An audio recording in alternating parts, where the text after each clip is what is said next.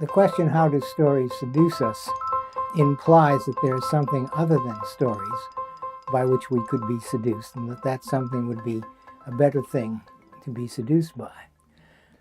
In fact, there is nothing more deeply based than story or narrative, which is no more than there is nothing more deeply based than language. It's always been recognized that the great problem of language is that it is a representation or a representation, and that in the act of representing, language often, some people believe always, distorts, subtracts from, or adds to, or places an alien framework around the independent reality it supposedly is describing. But if that reality is always inaccessible and unavailable, and when you leave one language structure, what you do is go into another, that means that when you leave one narrative or story structure, what you do is go into another. And no one of these stories ever brings you closer to the world that we must assume lies there, outside of our fields of perception. No one is uncommitted to the truth of his or her convictions. And that commitment can withstand a great deal of counter-evidence. Suppose it's the case that you hold a view, or again, to perform my little reversal, the view holds you.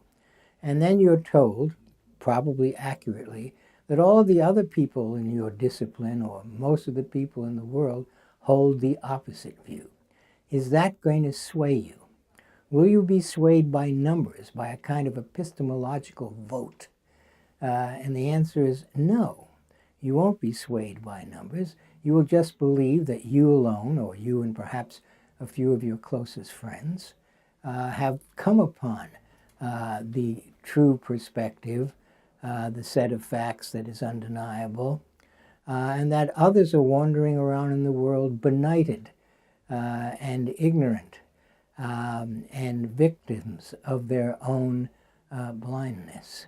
When someone believes something with that force of conviction, almost nothing can overcome it. There's an American senator by the name of Patrick Moynihan, who was a senator from New York and was very influential in the Kennedy and Nixon years in the United States. And he said something which every politician ritually requotes. He said, "You are entitled to your own opinions, but you are not entitled to your own facts." Now, everyone loves this, as if it stated something profound, but it's actually both silly and wrong.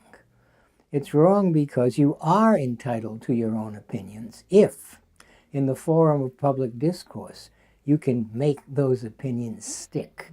That is, you can persuade others to their truth. And once you have done that, your opinions have become facts, until a rhetorician more powerful than you comes before the same populace, performs the same act, but with more skill, and suddenly his or her opinions now stand in relationship to fact. Because one of the things that is true of both telling stories and being in the story you tell, and those two are indistinguishable, is that you cannot stand at a distance from your story, because you live wholly within it. And you are, in effect, being scripted by it, even as you script the narrative that you want to present to your audiences.